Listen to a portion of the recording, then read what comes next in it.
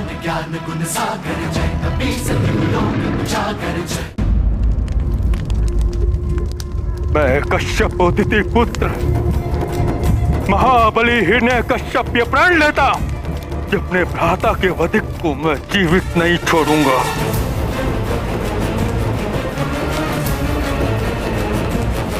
नहीं छोड़ूंगा जीवित। ये क्या माता, एक समस्या का अंत हुआ तो दूसरी समस्या ने जन्म ले लिया। और हिरण्यकश्यपु ने ये कैसा प्रण ले लिया था माता? उसका यही प्रण उसके लिए ही अहितकर प्रमाणित हुआ होगा। हाँ पुत्र, हिरण्यकश्यपु का यही प्रण भविष्य में प्रभु के चौथे अवतार का कारण बना। प्रभु का चौथा अवतार? बताइए ना माता, प्रभु के इस अवतार में क्या हुआ था? अवश्य बताऊंगी पुत्र, परंतु उससे पूर्व तुम बताओ कि भगवान विष्णु के वराह अवतार की लीला से तुम्हें क्या सीख मिली? माता, पीड़ित की पीड़ा हरना हमारा प्रथम दायित्व होता है। उसके पश्चात ही उसके स्रोत पर ध्यान देकर उसे दंडित करना चाहिए। हनुमान को सर्वाधिक ये महत्वपूर्ण सीख प्राप्त हुई। अति उत्तम पुत्र। प्रभु लीला के इस प्रसंग में शक्ति संपन्न जीवों के लिए भी एक महत्वपूर्ण सीख निहित है। हाँ माता, हनुमान को ये भी ज्ञात हुआ किसी बलशाली को अपने बल का प्रयोग रचनात्मक कार्यों में करना चाहिए। अकारण युद्ध करना, दूसरों को प्रताड़ित करना, ये तो सर्वथा अनुचित कार्य है। ऐसा करने पर बलशाली भी दंड का भागी बनता है। और ऐसे अत्याचारी जीवों को दंड कौन और कब देता है पुत्र? शक्ति और बल के अनंत सागर स्वयं प्रभु विष्णु जी। माता, जब कोई दुराचारी अपने दुष्कर्मों की समस्त सीमाएं लांघ जाता है तो प्रभु के धैर्य का बांध टूट जाता है और वो स्वयं आकर ऐसे व्यक्ति को दंड देते हैं, भले ही इसके लिए उन्हें मैले कीचड़ में वास करने वाले पशु का रूप ही क्यों न लेना पड़े। सत्य है पुत्र, यदि किसी की विपदा हरने के लिए मैले कीचड़ के भीतर भी जाना आवश्यक हो तो संकोच नहीं करना चाहिए पुत्र। और हाँ, समय रहते अपनी बुरी प्रवृत्तियों को समझकर उन पर अंकुश लगा लेना चाहिए, इसी में भलाई है। परंतु माता, ये ज्ञात होने के पश्चात भी कुछ लोग अपनी दुष्प्रवृत्ति का त्याग क्यों नहीं करते? पुत्र, उनका अहंकार ही उन्हें अपने विनाश की ओर ले जाने के लिए प्रेरित करता है।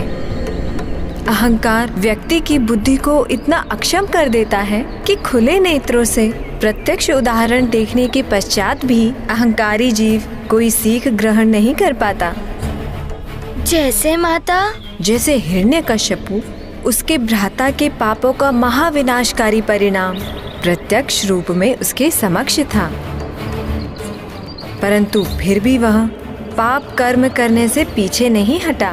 माता, तो क्या हिरण्यकश्यपु को ज्ञात हो गया था कि उसके भ्राता हिरण्याक्ष का वध प्रभु श्री हरि ने ही किया था? हाँ पुत्र, गुरु शुक्राचार्य ने उन्हें बता दिया था कि हिरण्याक्ष के वध की घटना प्रभु श्री हरि की ही लीला है।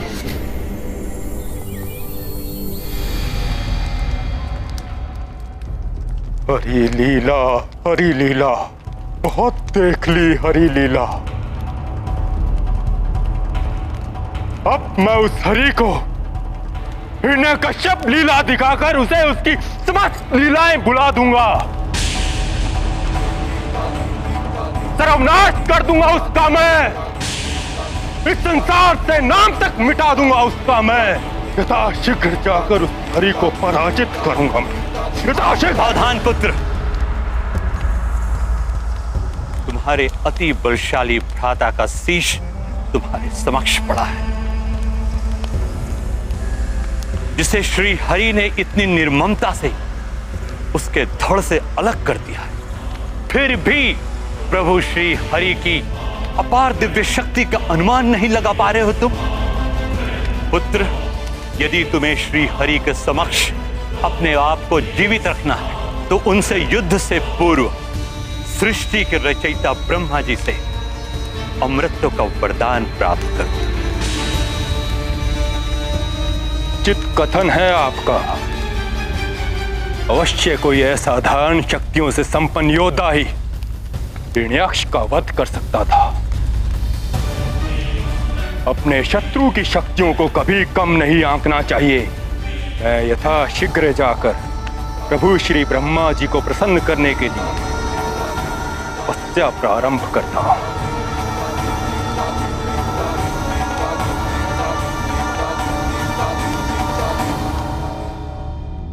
नाथ, आप ये कैसा अनर्थ करने जा रहे हैं?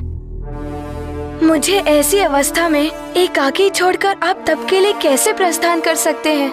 ऐसी अवस्था अर्थात क्या हुआ है आपको देवी के याद? स्वामी, आपको संतान सुख प्राप्त होने वाला है। आप पिता बनने वाले हैं।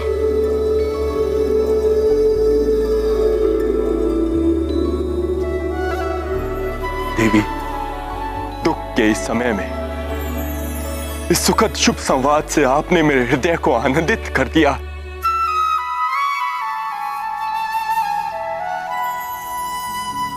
देवी, इसके लिए मैं आपका धन्यवाद करता हूं।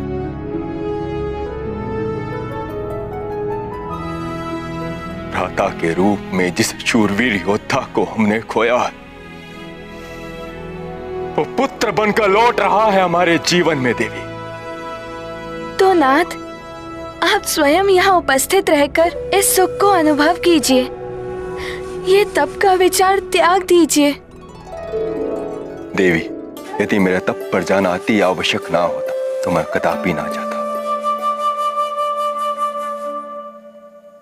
किंतु उस श्री हरि से अपने भ्राता के वध का प्रतिशोध लेना है, तभी उसकी आत्मा को शांति मिलेगी। और उसके लिए प्रभु श्री ब्रह्मा जी से वरदान पाना अति आवश्यक है। ये प्रतिशोध की भावना आपको निष्ठुर बना रही है। अपने ही संतान के प्रति आपका वात्सल्य क्षीण कर रही है। देवी, मेरा पुत्र मेरे वंश का विस्तार करेगा। मेरा उत्तराधिकारी बनकर मेरे साम्राज्य, मेरे मान सम्मान, असुरों की प्रतिष्ठा में वृद्धि करेगा। वो मेरे अपने अंश से उत्पन्न होने वाले अपने तेजस्वी पुत्र के प्रति वात्सल्य शून्य कैसे हो सकता हूं? तो प्रमाणित कीजिए अपना वात्सल्य, अपना पिता धर्म, और कह दीजिए कि आप नहीं जाएंगे वन, और यहीं मेरे साथ रहकर अपने पुत्र के जन्म का सुख भोगेंगे। देवी, हम हिरण्यों के लिए हमारी प्रतिष्ठा सर्वोपरि है। उसको ठेस पहुंचाने वाले को भयंकर परिणाम भुगतना ही पड़ता है। अपने पुत्र के लिए सशक्त उदाहरण रखना मेरे लिए अति आवश्यक है।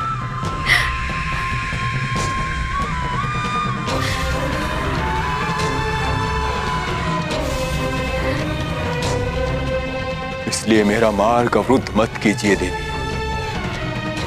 मुझे विश्वास है अपने पुत्र के जन्म से पूर्व मैं प्रभु श्री ब्रह्मा जी से वरदान प्राप्त कर लौटाऊं, और अपने पुत्र के जन्म के उपरांत असुरों के चिर शत्रु श्री हरि का सर्वनाश कर उसके मस्तक का मुकुट उपहार के रूप में अपने पुत्र को क्रीड़ा के लिए दूंगा।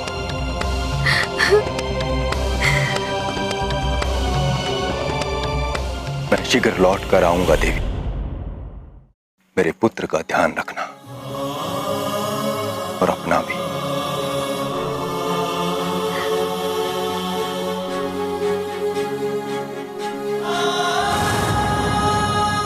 ये शत्रुता सदैव असुर कुल के लिए अहितकर परिणाम लेकर आई है, परंतु इन पुरुषों को समझाना कहाँ संभव है। माता, क्या हिरण्यकश्यपु प्रभु नारायण के पास जाकर उनसे युद्ध करने के लिए इतना कटिबद्ध था कि अपनी कुट युक्ति से जनित कुटिल योजना को भी क्रियावंती भी कर दिया था? हाँ पुत्र, परंतु दुर्भाग्यवश जब इंद्रदेव को यह ज्ञात हुआ कि हिरण्यकश्यपु कठोर तपस्या करने वाला है, तब उन्होंने भी एक अरुचिकर योजना रची। मुझे विश्वास है कि वो दुष्ट असुर स्वर्ग पर अपना आधिपत्य स्थापित करने के लिए ही तप करने जा रहा है।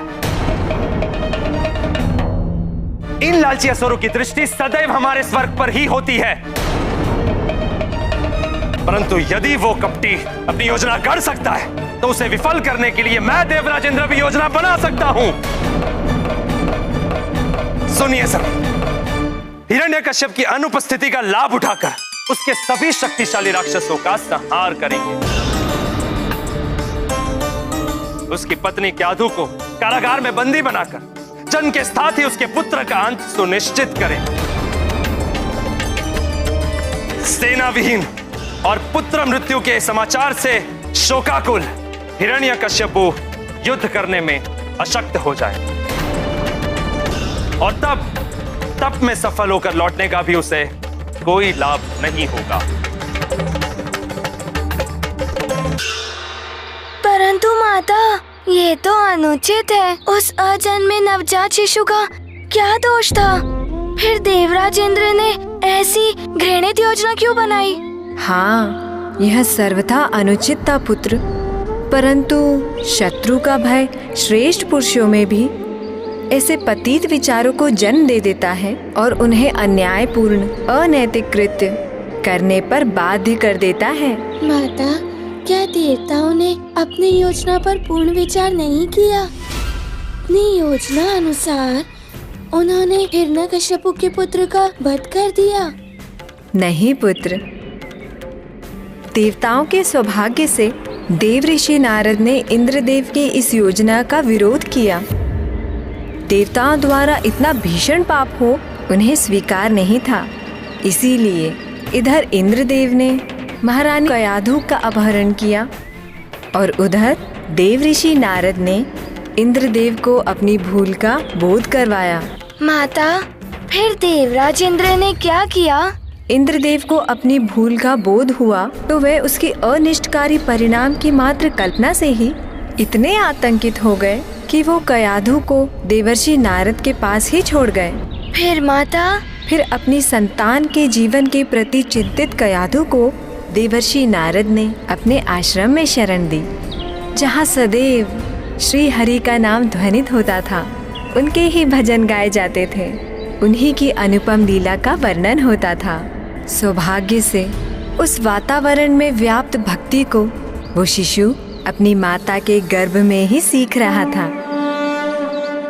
नारायण नारायण हरि दीन दयाला नारायण नारायण नारायण हरि केशव कृपाला नारायण नारायण नारायण हरि केशव कृपाला नारायण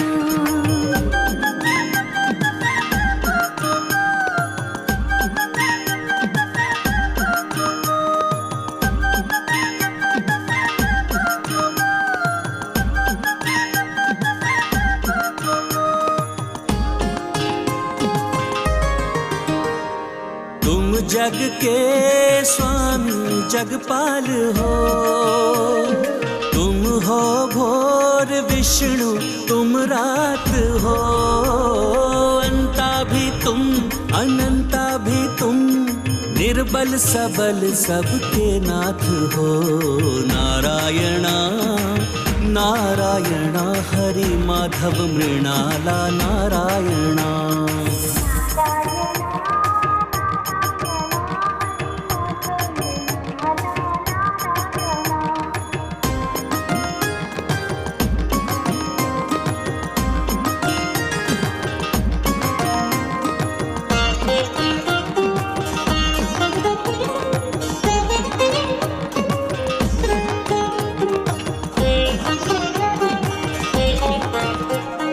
मत्स्य कूर्म दारुक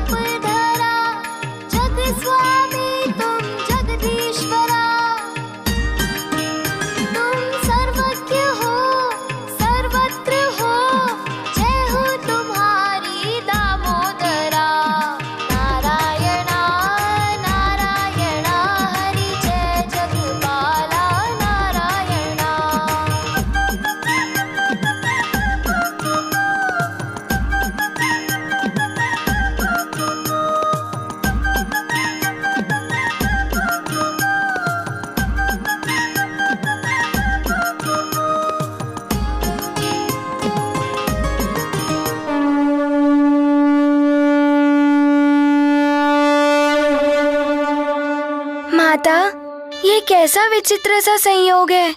एक और पिता अपनी आसुरी वृत्ति के अनुरूप श्री हरि नारायण से अपनी चिर शत्रुता निभाने को आतुर था, और दूसरी ओर उसका पुत्र जन्म से पूर्व ही प्रभु नारायण का परम भक्त बन चुका था। ये भी प्रभु की ही लीला थी हनुमान।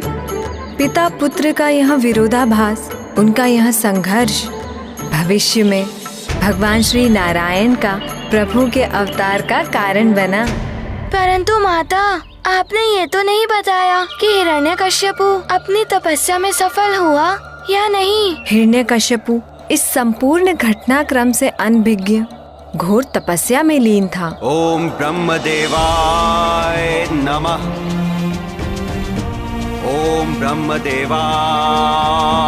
नमः। ओम ब्रह्मदेवाय।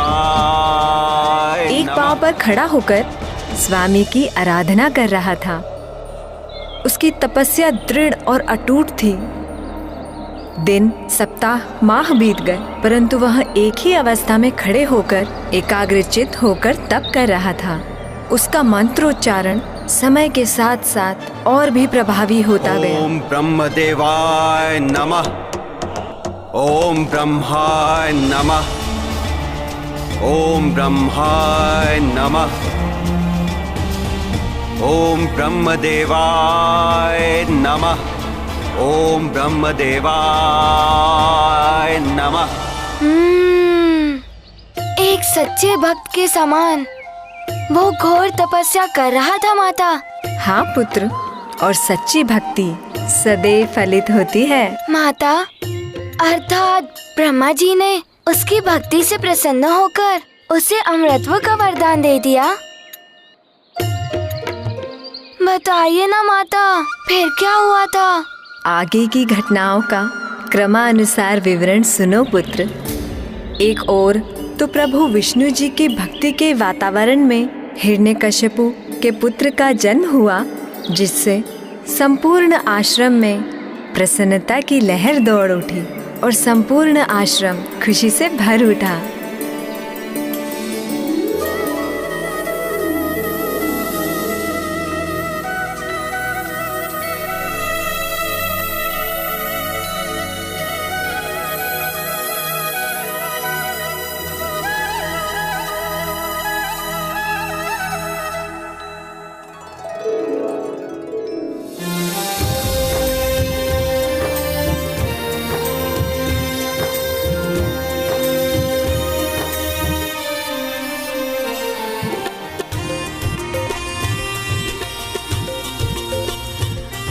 ओम नमो नारायण हरि।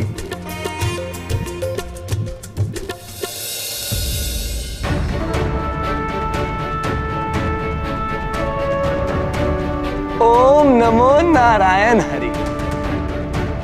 ओम नमो नारायण हरि। ओम नमो नारायण हरि। ओम ब्रह्मदेवाय नमः।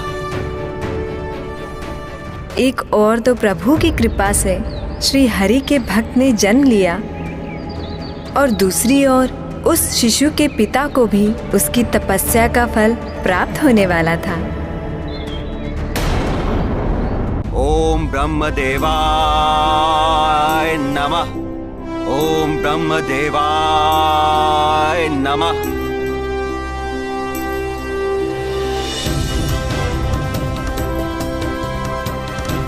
ओम ब्रह्मदेवाय नमः। ओम ब्रह्मदेवाय नमः। ओम ब्रह्मदेवाय नमः। ओम ब्रह्मदेवाय नमः। वस्त हिरण्यकश्यपु,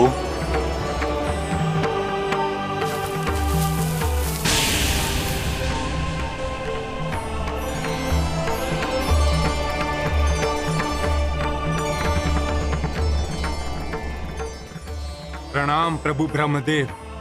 कल्याण हो वत्स।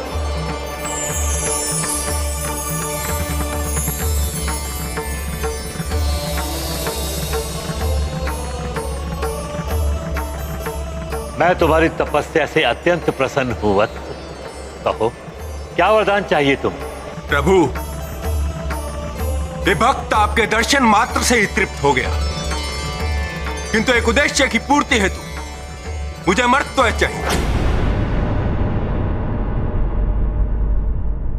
मुझे अमरत्व का वरदान प्रदान करने की कृपा करें प्रभु।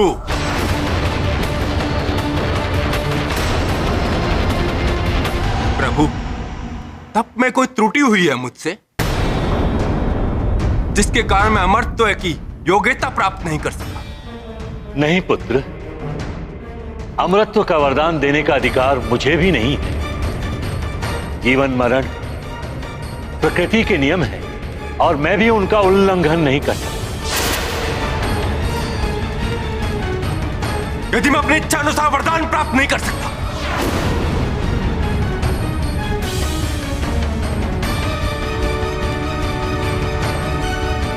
क्षमा कीजिए प्रभु, तो फिर तप का क्या लाभ है? प्रभु, मुझे तपोफल के रूप में अमरत्व चाहिए, मात्र अमरत्व है।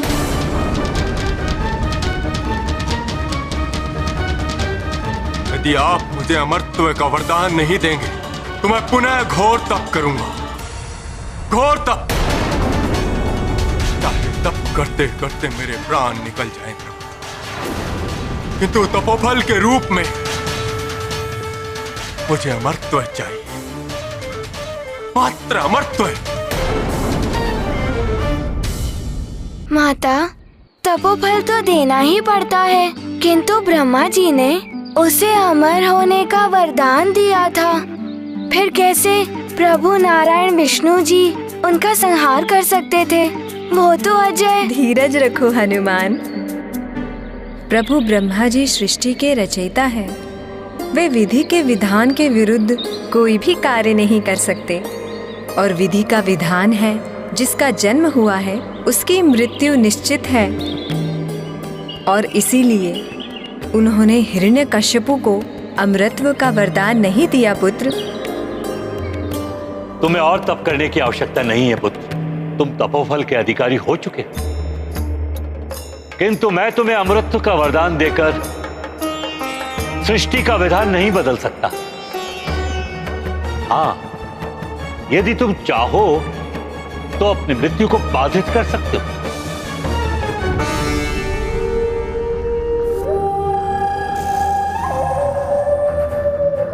उचित है प्रभु, जैसा आप चाहें।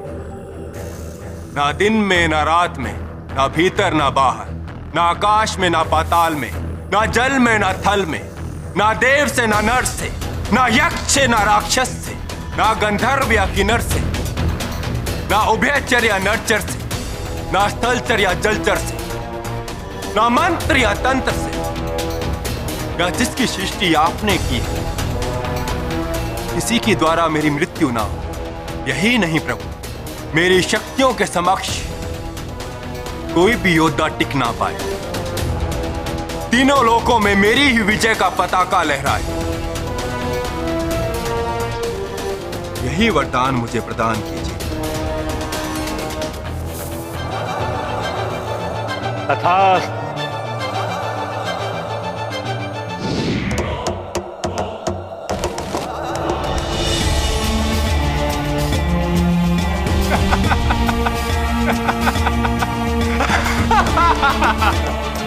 प्रभु, ऐसा प्रतीत होता है आप मेरी कविताओं में उलझ गए। आप ये जान ही नहीं पाए कि मैंने आपसे क्या मांग लिया। बल में सर्वोपरि, तीनों लोगों का सम्राट, बाधित मृत्यु के रूप में अमरता का वरदान। सर्वशक्तिमान हो गया ये हिरण्यकश्यप, सर्वशक्तिमान। अवध्य हो गया हूं मैं, अवध्य, सर्वथा अवध्य।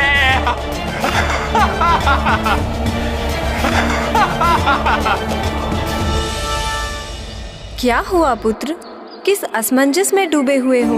दैत्यराज हिरण्यकश्यपु ने तो अपनी बातों में उलझाकर ब्रह्मा जी को ही छल लिया।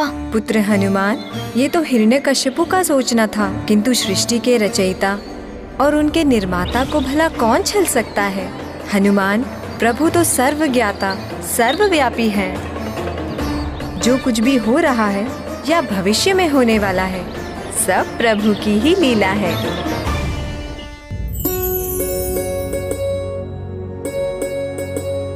देवर्षि, आप तो त्रिकालदर्शी हैं, सर्वज्ञ हैं।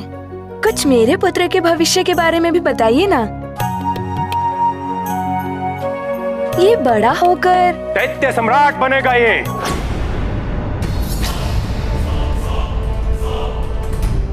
महाबली असुरराज बनेगा मेरा पुत्र। स्वामी, तीनों लोकों पर शासन करेगा मेरा पुत्र।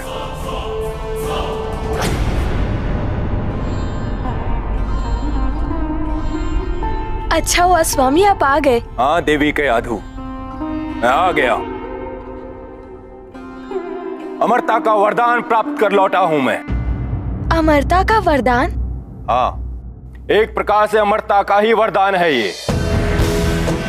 तीनों लोकों में कोई भी प्राणी जिसका जन्म हुआ हो, उससे अवध्यता का अर्थ ही है अमरता।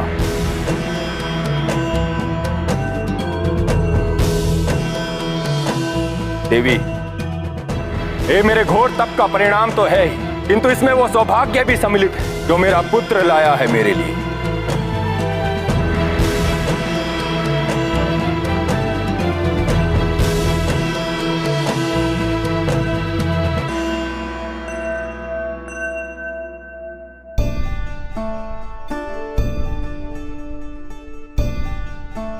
देखो प्रिय, मेरे पुत्र के दमकते हुए मुखड़े को,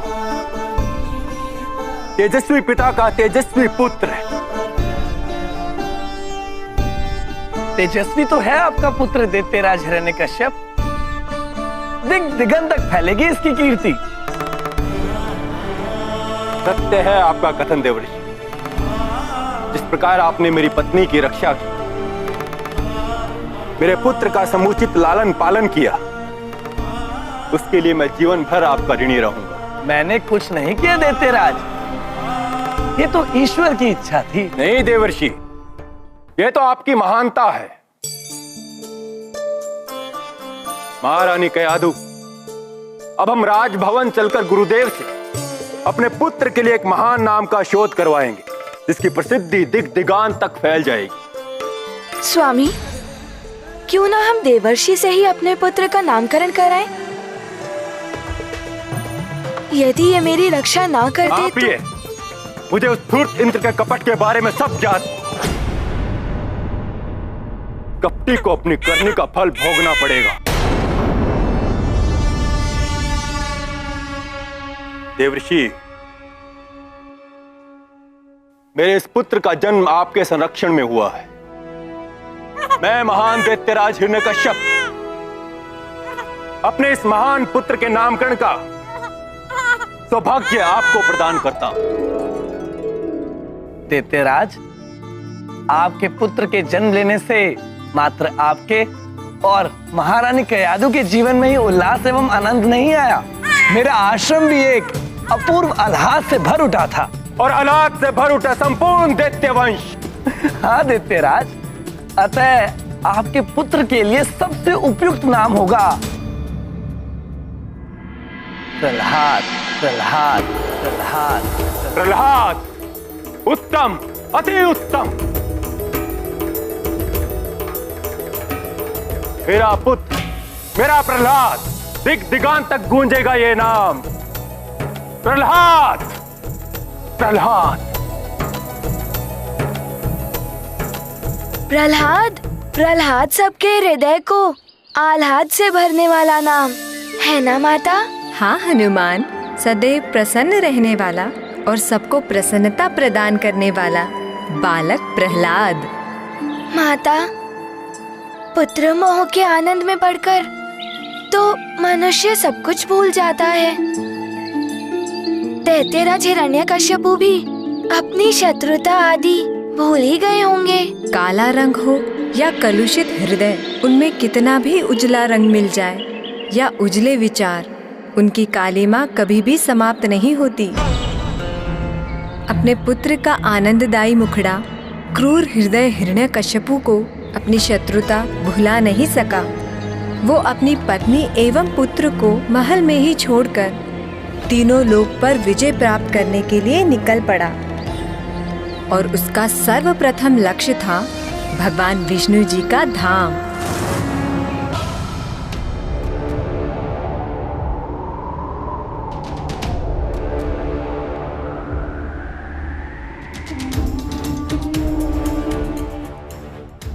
ये द्वार क्यों नहीं खुला?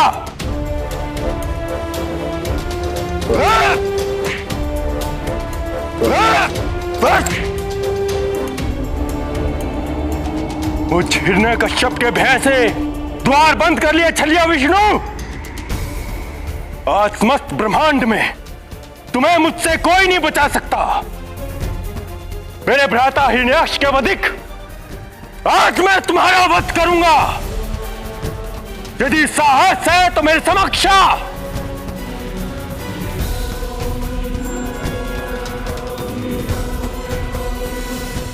द्वार खोलो भीरू विष्णु। तुम क्या सोचते हो छलिया विष्णु? तुम्हारा ये द्वार तुम्हारी मुझसे रक्षा कर लेगा? मेरा एक ही वार इसे चूर चूर कर देगा।